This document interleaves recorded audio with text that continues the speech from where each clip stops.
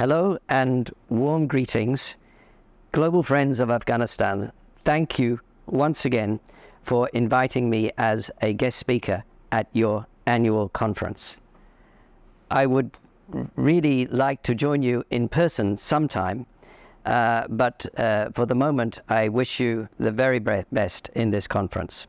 I'm also so glad that you have put human rights at the center of your deliberations this year. And this is because human rights and respect for human rights needs to be seen as a solution to the situation in Afghanistan. I'm privileged to be the UN Special Rapporteur on the situation of human rights in Afghanistan, and I make no bones, it is not an easy job. However, I would like to talk to you a little not only about the grim situation that we face, but also about possibilities for the future. I've noted in my various reports to the Human Rights Council and in other public statements that the situation for human rights in Afghanistan is not improving. It is indeed very serious, very grim. In particular, the situation for women and girls has continued to deteriorate. In May this year, I visited Afghanistan along with my colleague from the Working Group on Discrimination Against Women and Girls. And following that visit in June, we tabled our report to the Human Rights Council. It did not paint a pretty picture. It painted a situation in which women and girls are erased from public life, from education, from work, from the opportunity to pursue full and fulfilling lives. In fact, since the Taliban took over 2 years ago, there have been dozens of decrees. Different numbers are quoted. Some say more than 60, some more than 100. Each of which, with the exception of one, has restricted the rights of women and girls. And perhaps best known are those which prevent women and girls from education beyond grade 6 and from employment for NGOs and even for the United Nations. We have raised grave concerns that these restrictions may amount to gender persecution and possibly gender apartheid, which is a notion which is not yet in international law, but is being explored in order to better describe the very serious situation in Afghanistan.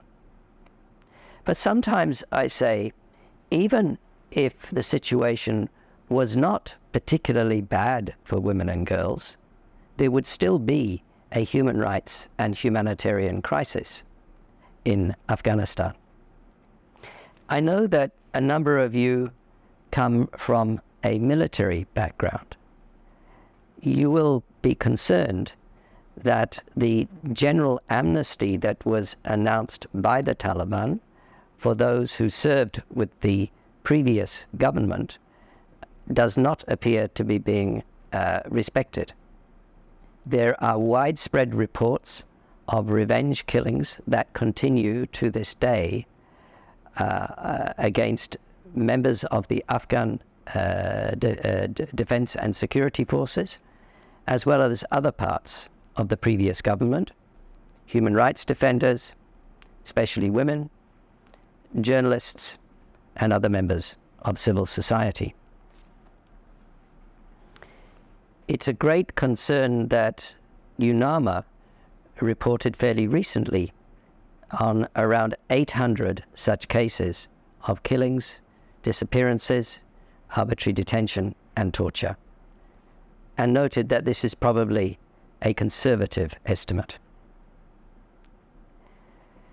There are also other deep concerns so far as the human rights situation is concerned.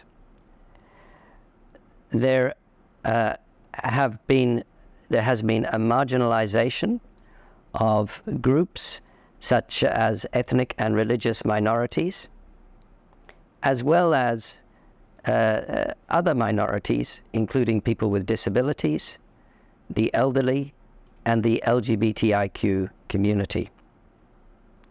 All of them need protection. But the rule of law does not exist in Afghanistan to protect them. The most basic institutions have been dissolved, including the Parliament, the Constitution, and the Human Rights Commission and the Ministry of Women's Affairs, to name but a few. Afghans said to me before the Taliban came back that their return was their greatest fear.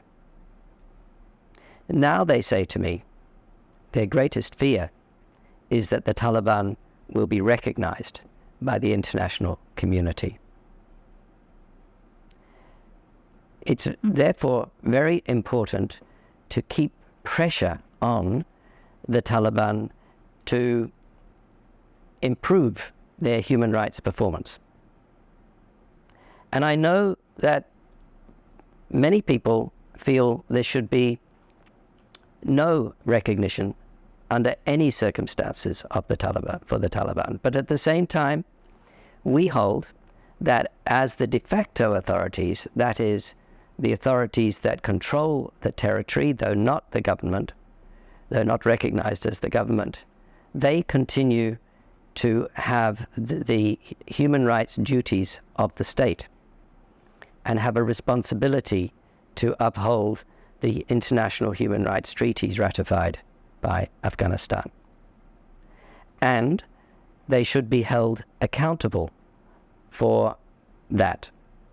We are documenting the violations that have been continue to be committed, and I know many other groups that are also documenting these violations. There needs to be not only criminal accountability, but there needs to be other forms of accountability, truth-seeking, reparations, and guarantees of non-recurrence. I note that the International Criminal Court has, since the beginning of November last year, resumed its investigation into the situation in Afghanistan. On the issue of education, we are very concerned, and I expect it has been raised in your conference already, not only that girls and women are denied education, but that there is an increase in the number of madrasas. Now, I do not oppose madrasas, but there needs to be a rounded education that includes religious education as well as modern subjects that fit students for a peaceful world and do not train them to be equipped for a future jihad. It's often said, however, that the darkest hour is before the dawn. So I encourage you not to give up. This is not the time to look away. It's not the time to take Afghanistan off the radar screen. Rather, it's the time to focus even more intensively on our responsibilities towards the Afghan people. I'm engaging regularly with Afghans in Afghanistan, not only when I visit the country, but online as well. And I am amazed by their resilience and their ingenuity to keep going despite the very restrictive environment, especially for civil society. I meet women who are running businesses. I meet NGOs who are managing to deliver services despite the restrictions, including services to women. And just today, I engaged with some Afghans who are dealing with the very difficult land disputes that are taking place, in particular in the Hazarajat between Kuchis and their local communities. They haven't given up, and neither should we. There is a kind of water seeping under the stones. There are schools still operating underground. There are lawyers still giving legal advice. Many of these things I cannot put in detail in my public reports, lest it does more harm than good to report on those. But I think that it's very important also to reflect on our own responsibilities. The international community was engaged in Afghanistan for 20 years. It withdrew, let's face it, precipitously. Afghans tell me that they feel more than disappointed. They feel betrayed. They expect more than words of condemnation and sympathy. They expect us to take concrete action to support them. That means in Afghanistan, but many cannot stay safely. And it means that countries, including the US, need to continue and to do more to open their doors and open their arms to Afghans in desperate need. The refugee situation, not only in Afghanistan but globally, is getting worse. And therefore, I would ask you, as largely Afghan Americans and Americans who are supporting Afghans, to work with your authorities to improve the pathways and to create safe and secure futures for as many Afghans as possible. I'll end on that and thank you once again. I hope you are having a very productive conference, and I look forward to seeing the results in the future. Thank you, Jason, and thank you others who have invited me.